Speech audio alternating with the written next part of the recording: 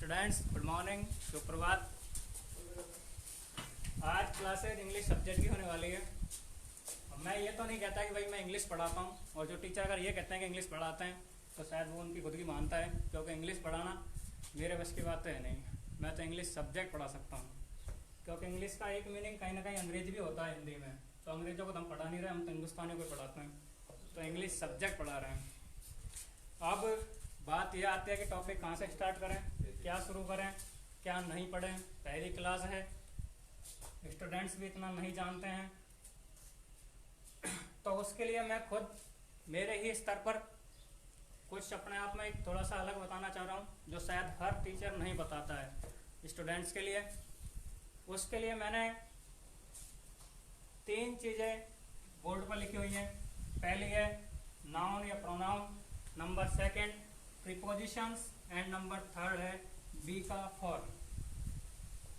वैसे तो ये तीनों ही चीज़ें अगर काम में आती हैं किसी के लिए, अगर इम्पोर्टेंट फैक्टर है, तो वो इंग्लिश का एक चैप्टर है, वो है पैसिव वॉइस।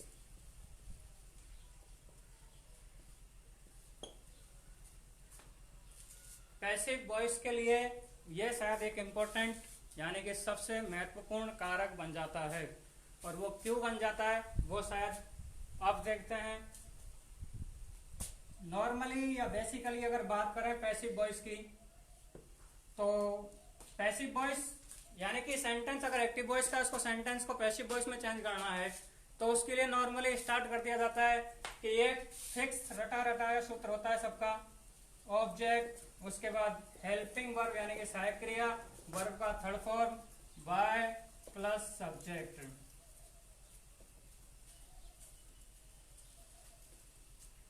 और क्लास 10th की अगर बात करें, 9th क्लास के लेवल की अगर बात करें, तो सीधे यहीं से स्टार्ट कर दिया जाता है। ऑब्जेक्ट होता है, हेल्पिंग वर्ब होती है, वर्ब का थर्ड फॉर्म होता है, बाय प्लस सब्जेक्ट होता है। उन सबसे ज्यादा इंपॉर्टेंट चीज आती है वो है सबसे पहले एक ऑब्जेक्ट और नंबर 2 है सब्जेक्ट। स्कूल लेवल पर अगर बात करें तो कक्षा 6 से या 7वीं क्लास से इंग्लिश में नाउन या प्रोनाउन वाला चैप्टर शुरू हो जाता है। 10वीं क्लास के बच्चे थोड़े बोरियत महसूस कर सकते हैं इस बात के लिए कि क्या हमें नाउन प्रोनाउन पढ़ाया जा रहा है, 10वीं क्लास के बच्चे हमें सीधे पैसिव वॉइस स्टार्ट कर दिया जाए। तो उससे पहले पैसिव वॉइस पढ़ने से पहले से इंपॉर्टेंट तो ये है कि हम ऑब्जेक्ट और सब्जेक्ट को तो ढूंढें कि ऑब्जेक्ट और सब्जेक्ट क्या होते हैं। कई सारे स्टूडेंट्स होते हैं जिन्हें ये भी नहीं पता कि ऑब्जेक्ट और सब्जेक्ट क्या होते हैं सेंटेंस में, और उन्हें पूरे टेंस पढ़ा दिए जाते हैं, पूरे पैसिव वॉइस पढ़ा दिए जाते हैं, नरेशन पढ़ा दिए जाते हैं, लेकिन फिर भी कहीं ना कहीं दिमाग में कंफ्यूजन ये रहता है कि ऑब्जेक्ट और सब्जेक्ट वाली समस्या क्या है, हमें तो यही नहीं पता। तो सबसे पहले तो ये इंपॉर्टेंट करना, ये क्लियर करना जरूरी हो जाता है कि ऑब्जेक्ट और सब्जेक्ट क्या है। कोई सा भी इंग्लिश का सेंटेंस हो, अगर सब्जेक्ट या ऑब्जेक्ट अगर कोई भी चीज होती है तो वो हमेशा कोई ना कोई नाउन या प्रोनाउन ही होता है। कोई ना कोई नाउन या प्रोनाउन ही होता है। और नाउन प्रोनाउन हिंदी में बोले तो संज्ञा या सर्वनाम। अब मुझे यह बताने की आवश्यकता महसूस नहीं होगी कि नाउन क्या है, प्रोनाउन क्या है, संज्ञा किसे कहते हैं, सर्वनाम किसे कहते हैं। हिंदी में सभी की परिभाषा रेटिटाई होती है कि हिंदी में संज्ञा किसे कहते हैं, किसी वस्तु, व्यक्ति, प्राणी, स्थान के नाम को संज्ञा कहते हैं। यही शायद अंग्रेजी में भी लागू होती है। उसी तरह से प्रोनाउन यानी कि सर्वनाम, संज्ञा के स्थान पर प्रयुक्त होने वाले शब्द प्रोनाउन कहलाते हैं यानी कि सर्वनाम कहलाते हैं। शायद यही बात अंग्रेजी में भी लागू हो जाती है कि भाई संज्ञा के स्थान पर प्रयुक्त होने वाले शब्द सर्वनाम कहलाते हैं। अब बात आ रही थी सब्जेक्ट और ऑब्जेक्ट वाली कि सब्जेक्ट क्या होता है और ऑब्जेक्ट क्या होता है। किसी भी सेंटेंस में सब्जेक्ट और ऑब्जेक्ट अगर कोई बनते हैं तो वो सिर्फ नाउन या प्रोनाउन यानी कि संज्ञा या सर्वनाम ही बनते हैं।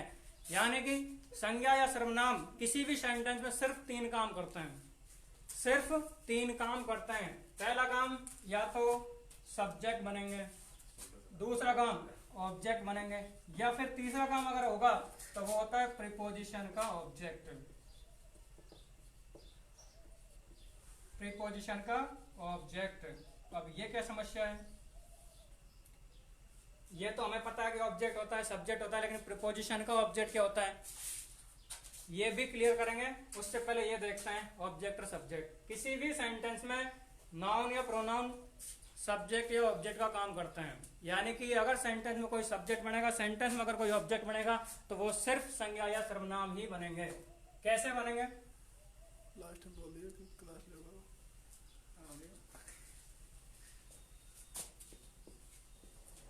मैं एक सेंटेंस देता हूं,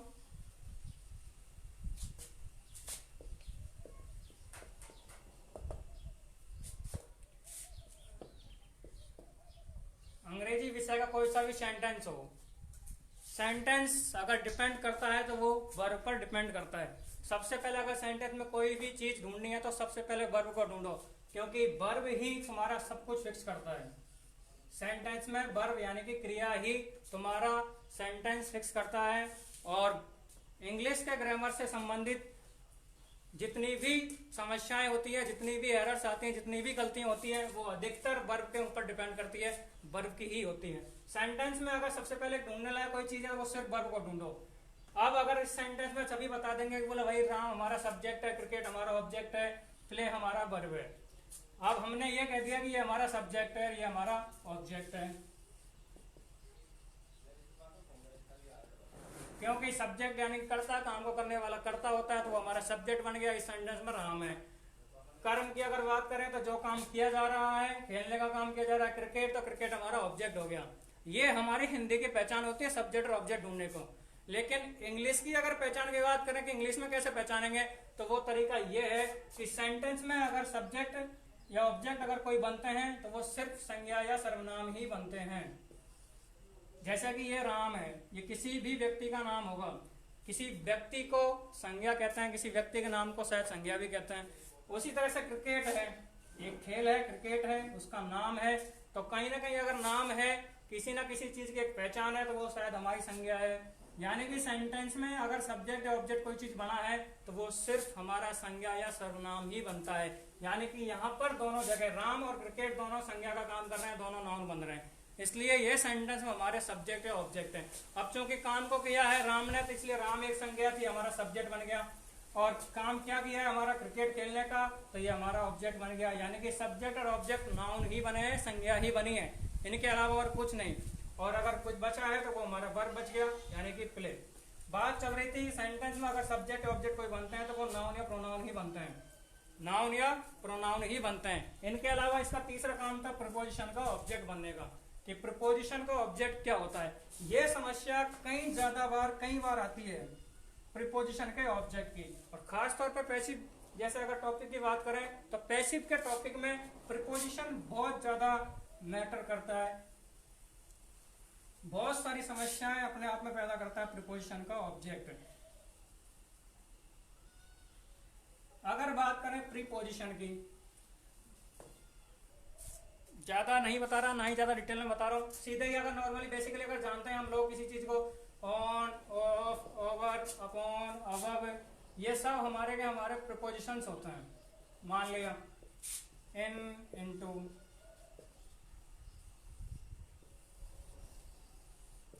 प्रीपोजिशन का नियम ये कहता है, प्रीपोजिशन ये कहता है कि प्रीपोजिशन हमारे अपने साथ में कोई ना कोई ऑब्जेक्ट लेके चलता है, कोई ना कोई ऑब्जेक्ट लेके चलता है। अब चूंकि बात अगर ऑब्जेक्ट की आई है तो इसका मतलब कहीं ना कहीं या तो नाउन होगा या फिर प्रोनाउन होगा, क्योंकि संज्ञा या सर्वनाम ही हमारे ऑब्जेक्ट सब्जेक्ट का काम करता है। अब प्रीपोजिशन के साथ में कोई ना कोई ऑब्जेक्ट होता है, और प्रीपोजिशन का जो ऑब्जेक्ट होता है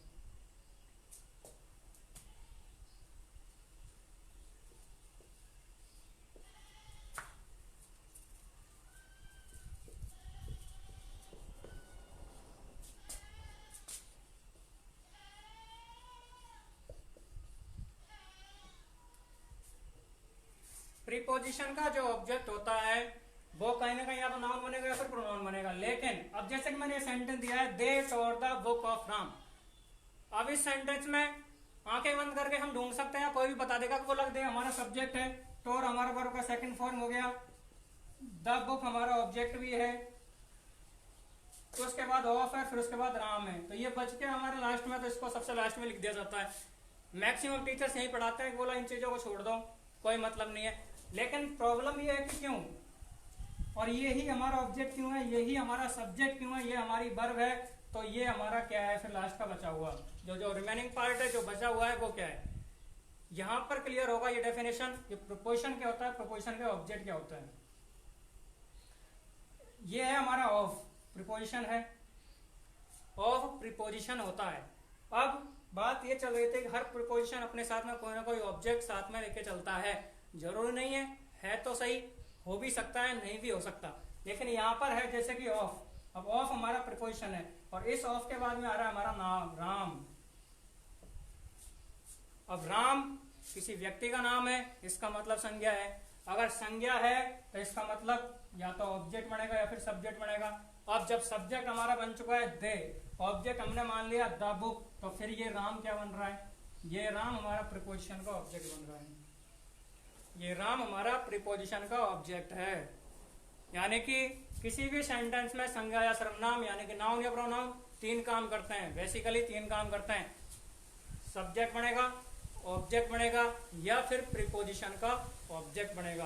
प्रीपोजिशन था हमारा ऑफ। अब इस प्रीपोजिशन का साथ में हमारे राम आ रहा है, यानी किसी व्यक्ति का नाम है, इसका मतलब ये संज्ञा है। अगर संज्ञा है या तो सब्जेक्ट बनेगा या फिर ऑब्जेक्ट बनेगा या फिर प्रीपोजिशन का ऑब्जेक्ट बनेगा।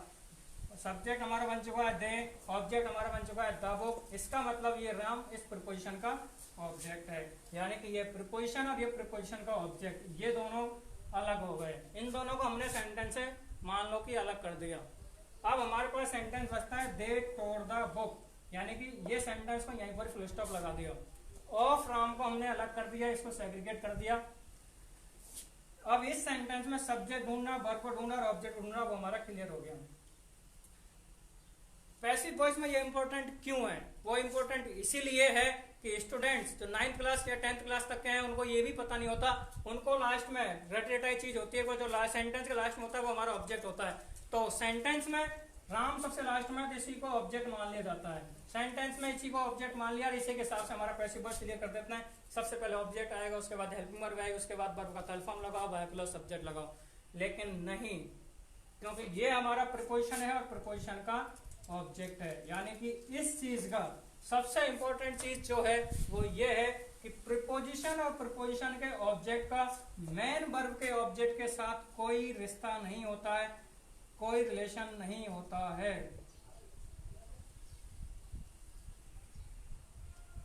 कोई रिलेशन नहीं होता है, कोई रिश्ता नहीं होता है, कोई संबंध नहीं होता है।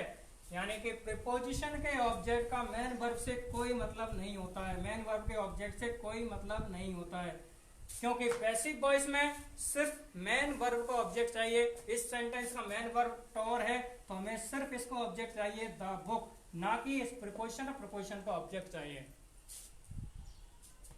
यानी कि प्रीपोजिशन के ऑब्जेक्ट का मेन वर्ब के ऑब्जेक्ट से कोई मतलब नहीं होता है। इसका मतलब इंपॉर्टेंट चीज जो ध्यान देने वाली है वो सिर्फ यही है कि इस गलती को ना करें कि भाई अगर सेंटेंस के लास्ट में कोई भी चीज दी गई है तो वही हमारा ऑब्जेक्ट होता है, नहीं होता है, वो हमारा ऑब्जेक्ट नहीं होता है। उससे पहले ये देखना पड़ता है कि वो सेंटेंस या फिर वो सब्जेक्ट या फिर वो नाउन या प्रोनाउन हमारे किसी प्रीपोजिशन से कनेक्टेड तो नहीं है, हमारे किसी प्रीपोजिशन से कनेक्टेड तो नहीं है।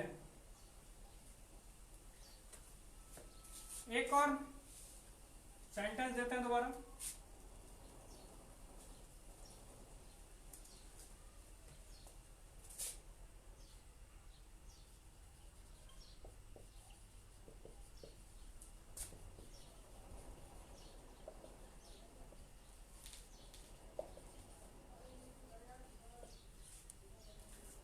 Sentence they fire the thief with a gun. Sentence सबसे पहले इंपॉर्टेंट चीज अगर कोई ढूंढने लायक है तो सेंटेंस सबसे पहले वर्ब देखिए कि वर्ब कौन सी है। वर्ब हमारी वर्ब फायर है, सेकंड फॉर्म लगा दिया। अब वर्ब से पहले अगर आता है तो किसी सबका घिसा पिटा नियम होता है कि उससे पहले सब्जेक्ट होता है, सबसे पहले सब्जेक्ट होता है, सब्जेक्ट हो गया, उसके बाद ऑब्जेक्ट होता है, उसके बाद जो भी होता है वो बच्चा हुआ वो सब लास्ट में होता है। इस सेंटेंस में भी ध्यान देने वाली बात ये थी कि यहाँ पर हमारा विद आ रहा है, विद हमारा एक प्रीपोजिशन होता है, विद हमारा प्रीपोजिशन होता है। अब विद के साथ में ए आर्टिकल होता है, उसके बाद गन यानी कि बंदूक, संज्ञा या सर्वनाम, वही समस्या, बंदूक है यानी कि संज्ञा हो गई। अब संज्ञा या सर्वनाम है, सेंटेंस में तीन काम करेगी, या तो सब्जेक्ट बनेगी, ऑब्जेक्ट बनेगी या फिर प्रीपोजिशन को ऑब्जेक्ट बनेगी। सब्जेक्ट हमारा बना दिया हमने देखो, ऑब्जेक्ट बना दिया हमने द थीफ को, तो बचा क्या हमारा प्रीपोजिशन का ऑब्जेक्ट। इसका मतलब प्रीपोजिशन हमारा विद हो गया और इस प्रीपोजिशन के साथ में ही हमारा ए गन हमारा ऑब्जेक्ट है। यानी कि अब इस सेंटेंस के अगर पैसिव वॉइस बनाएंगे तो सबसे पहले हमें ऑब्जेक्ट चाहिए, तो सबसे पहले ऑब्जेक्ट बनेगा तो वो द थीफ बनेगा, ना कि ए गन बनेगा, क्योंकि ए गन प्रीपोजिशन का ऑब्जेक्ट है, मैन वर्ब का ऑब्जेक्ट नहीं है। हमें सिर्फ मैन वर्ब के ऑब्जेक्ट से मतलब होता है, और मैन वर्ब का ऑब्जेक्ट इस सेंटेंस में यहीं पर फुल स्टॉप कर दिया तो द थीफ बनता है। यानी कि पैसिव वॉइस द थीफ से स्टार्ट होगा, ना कि ए गन से स्टार्ट होगा। आशा करता हूं कि शायद पहले कभी नहीं पढ़ा होगा ऐसा सब कुछ, ये शायद ही बिल्कुल ही अलग है, क्योंकि 10वीं क्लास के लेवल तक शायद टीचर्स पढ़ाते भी नहीं है इतना। प्रीपोजिशन है, प्रीपोजिशन का ऑब्जेक्ट होता है, और ऑब्जेक्ट कौन होता है? संज्ञा या सर्वनाम। यानी कि सेंटेंस में अगर नाउन या प्रोनाउन है तो सब्जेक्ट बनेंगे, ऑब्जेक्ट बनेंगे, या फिर प्रीपोजिशन का ऑब्जेक्ट बनेंगे। सब्जेक्ट हमारा बन चुका, ऑब्जेक्ट हमारा बन चुका, तो इसका मतलब ये प्रीपोजिशन है, तो ये प्रीपोजिशन का ऑब्जेक्ट ही है। इसलिए मैन वर्ब का ऑब्जेक्ट चाहिए, ना कि प्रीपोजिशन का ऑब्जेक्ट चाहिए। इसलिए सेंटेंस में नाउन या प्रोनाउन 3 काम करता है, सब्जेक्ट बनता है, ऑब्जेक्ट बनता है, या फिर प्रीपोजिशन का ऑब्जेक्ट बनता है। ये चीज क्लियर हुई, ठीक है। इसके बाद नाउन या प्रोनाउन, प्रीपोजिशन या प्रीपोजिशन का ऑब्जेक्ट। अगली चीज बी का फॉर्म।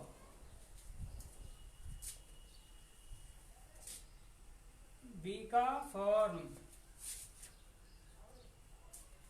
बड़ी समस्या होती है स्टूडेंट्स को ये डिफाइन करने में, या फिर ये क्लेरिफाई करने में कि सेंटेंस हमारा एक्टिव वॉइस का या पैसिव वॉइस का है, खास तौर पर अंग्रेजी के सेंटेंस में।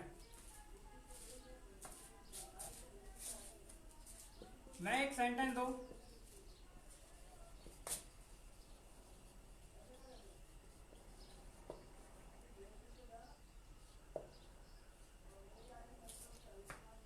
The thief was arrested, the thief was arrested, full stop. Passive voice का नियम होता है लास्ट में बाय प्लस सब्जेक्ट लिखते हैं, अगर सिंपल सेंटेंस यानी साधारण वाक्य बनता है तो। साधारण वाक्य बनता है तो बाय प्लस सब्जेक्ट लिखते हैं। ये अंग्रेजी के पहले के रूल काम करते थे, नियम काम करते थे, शायद अब बाय प्लस सब्जेक्ट नहीं लिखा जाता। अब सेंटेंस में बाय प्लस सब्जेक्ट होता भी है, नहीं भी होता है। सेंटेंस में बाय प्लस सब्जेक्ट नहीं है, स्टूडेंट्स को पहचानने में दिक्कत होती है कि सेंटेंस हमारा एक्टिव वॉइस का या पैसिव वॉइस का, हमें कुछ नहीं पता, इसकी पहचान होती है। अंग्रेजी के सेंटेंसेस को पैसिव वॉइस में कैसे पता करना है, ये इंपॉर्टेंट होता है, स्टूडेंट्स को पता नहीं होता है, शायद आज पता चल जाए। एक हमारी वर्ब होती है बी, बी ई, ये क्रिया है। इसका मतलब हिंदी में होना, बनना, जो भी हो। बी एक वर्ब होती है। इस बी के फॉर्म्स होते हैं, जैसे कि हर क्रिया का फॉर्म होता है, first form, second form, third form, two plus verb का फर्स्ट फॉर्म, वर्ब का आईएनजी फॉर्म, उसी तरह से बी के फॉर्म्स होते हैं। बी एक क्रिया है, इस बी क्रिया के भी फॉर्म्स होते हैं, जैसे कि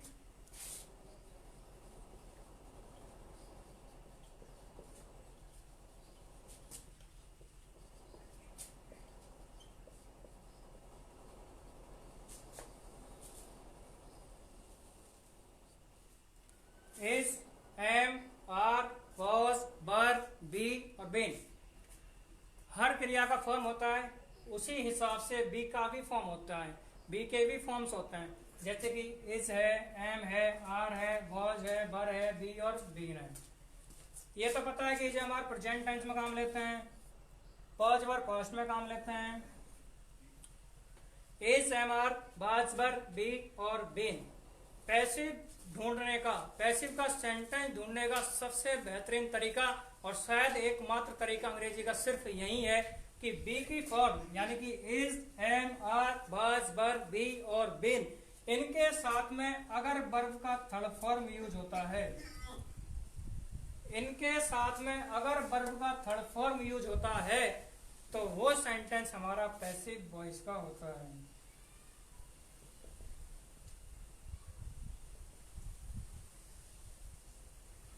बी की form is, am, are, was, were, be, been, अगर इनके साथ में वर्ब की थर्ड फॉर्म यानी क्रिया के तीसरे रूप का अगर यूज होता है तो वो सेंटेंस हमारा पैसिव वॉइस का होता है। अदरवाइज इस वर्ब की थर्ड फॉर्म के अलावा अगर कोई और वर्ब का फॉर्म यूज होता है तो वो हमारा सेंटेंस एक्टिव वॉइस का होता है।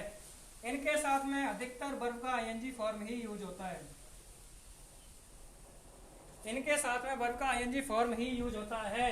अगर बी की form is, am are, was, were, be और बीन, इनके साथ में अगर वर्ब का थर्ड फॉर्म यूज होता है तो वो सेंटेंस हमारा पैसिव वॉइस का ही होता है, पैसिव वॉइस का ही होता है। अंग्रेजी में पैसिव वॉइस का सेंटेंस पहचानने की सिर्फ एकमात्र तकनीक, एकमात्र नियम, एकमात्र उदाहरण सिर्फ यही है कि बी की form is, am, are, was, were, be और बीन, अगर इनके साथ में अगर वर्ब का थर्ड फॉर्म यूज होता है तो वो सेंटेंस हमारा पैसिव वॉइस का ही होता है। जैसे कि अगर मैं इस सेंटेंस की बात करूं, यहाँ पर यूज हो रहा है वाज, हेल्पिंग वर्ब वाज, और ये वाज हमारा बी का फॉर्म है और उसके साथ में वर्ब का थर्ड फॉर्म है अरेस्टेड, वर्ब का थर्ड फॉर्म अरेस्टेड है। इसका मतलब बी की फॉर्म के साथ अगर वर्ब का थर्ड फॉर्म यूज होता है तो ये सेंटेंस हमारा पैसिव वॉइस का है।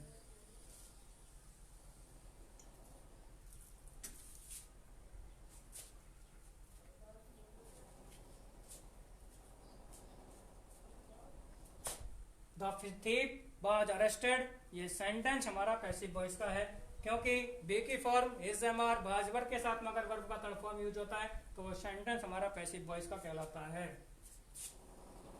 एक और एग्जांपल देखिए,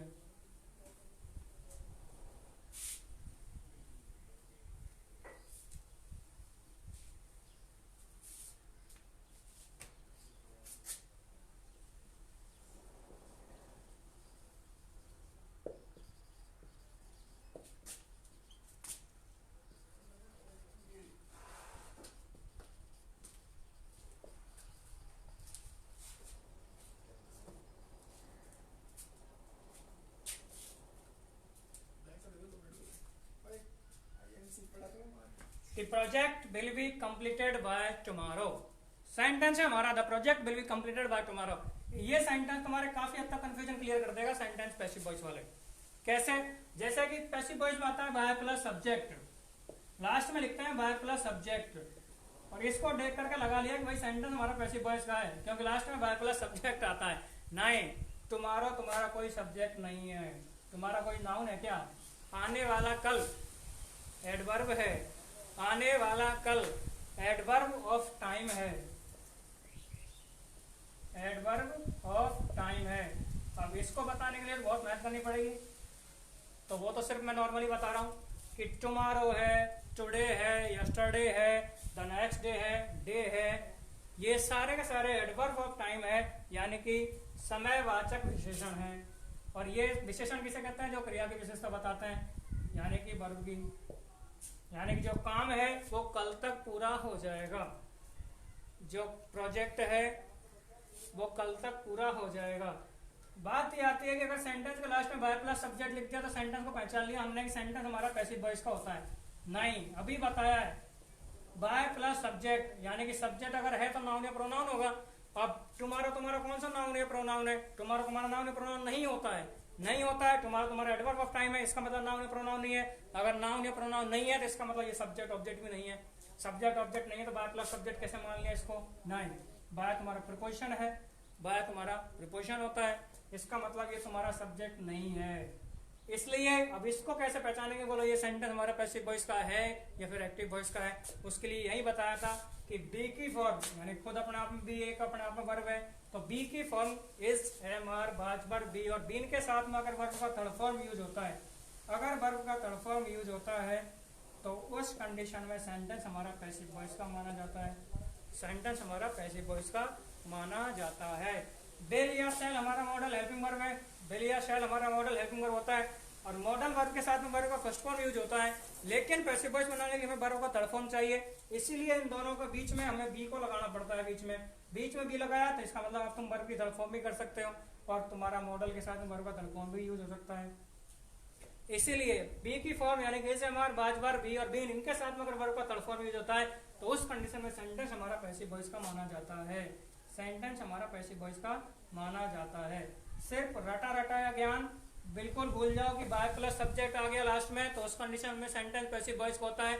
अब बाय प्लस सब्जेक्ट भी नहीं आता है सेंटेंसेज में, फिर भी पहचान करनी पड़ती है कि सेंटेंस हमारा एक्टिव वॉइस का या फिर पैसिव वॉइस का है, तो उसका सिर्फ एकमात्र तरीका यही है कि बी की form is, am, are, was, were, be और बीन के साथ में अगर वर्ब का थर्ड फॉर्म यूज होता है तो उस कंडीशन में सेंटेंस पैसिव वॉइस का ही कहलाता है।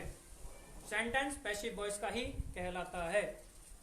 3 चीजें थी, दोबारा रिपीट कर रहा हूं। पहला नाउन या प्रोनाउन। नाउन या प्रोनाउन अगर कहीं भी अगर कुछ काम करते हैं तो या तो सब्जेक्ट बनता है, ऑब्जेक्ट बनता है, या फिर प्रीपोजिशन का ऑब्जेक्ट बनता है। दूसरी चीज थी प्रीपोजिशन, यानी प्रीपोजिशन अगर है तो प्रीपोजिशन के साथ में कोई ना कोई ऑब्जेक्ट होता है, और अगर ऑब्जेक्ट है तो इसका मतलब सीधी सी बात है वो तुम्हारा नाउन या प्रोनाउन भी होता है। और तीसरी चीज थी बी का फॉर्म, यानी कि जमार, बाजबर, बी और बेन, इनके सब के साथ में अगर वर्ब का तलबा यूज होता है तो वो सेंटेंस हमारा पैसिव वॉइस का होता है। थैंक यू, धन्यवाद आज की क्लास के लिए। स्टूडेंट्स, आपसे एक रिक्वेस्ट है, क्लास कैसी लगी कमेंट करके जरूर बताएं। अगर समझ में नहीं आया हो या फिर कहीं कोई मिस्टेक हो या फिर कोई त्रुटि हो तो कमेंट में लिखें, कमेंट बॉक्स में लिखें, या फिर पर्सनली इनबॉक्स में जाकर के मैसेज करें। और यदि आपको लगा है कि हाँ हमने कुछ सीखा है आज, तो स्टूडेंट्स को ज़्यादा से ज़्यादा शेयर करें, औरों को भी बताएं। इस चीज़ के आपको कोई पैसे नहीं लग रहे हैं, ना ही आपको कोई एक्स्ट्रा मेहनत करनी पड़ रही है। घर बैठे ऑनलाइन क्लासेज के थ्रू आप इन सब लेक्चर्स को पढ़ सकते हैं। ये चूँकि आज की क्लास थी इसलिए मैंने सिर्फ बेसिकली बताया है, बाकी सब कुछ पढ़ने के लिए एक रिदम चाहिए, एक रेगुलरिटी चाहिए, एक क्रम चाहिए, जो एक के बाद एक सारे टॉपिक क्लियर होते जाएं। और अगर मैं बात करूं आपके टीचर्स की जो यहाँ पर रेगुलर आपको पढ़ा रहे हैं, खासतौर पर हरीश सर और नरेंद्र सर आपके लिए बहुत मेहनत कर रहे हैं, वाकई बहुत ज़्यादा मेहनत कर रहे हैं। अब ये आप लोगों की मर्जी है कि आपको पढ़ना है या नहीं पढ़ना है। आपकी क्लासेज के लिए ये लोग ऑनलाइन क्लासेज स्टार्ट कर रहे हैं, अपने खुद के खर्चे पर स्टार्ट कर रहे हैं, ताकि स्टूडेंट्स को मिल सके, ताकि वो कुछ सीख सकें। पढ़ने वालों के लिए जरूरी नहीं है कि तुम्हें स्कूल में ही क्लासेस लगाई जाए, घर बैठकर भी आप लोग पढ़ सकते हैं। और रही बात प्रॉब्लम शेयर की कि भाई हमसे कोई समस्या होती है तो हम कैसे पूछेंगे, तो उसके लिए आप अपनी प्रॉब्लम को किसी भी आप या चाहे ग्रुप में डाल दें, फेसबुक ग्रुप में डाल दें, फिर व्हाट्सएप ग्रुप में डाल दें, आपको हर प्रकार की समस्या का समाधान मिलेगा। चाहे वो प्रॉब्लम इंग्लिश की हो, साइंस की हो या फिर मैथमेटिक्स की हो। धन्यवाद, शुक्रिया, थैंक यू।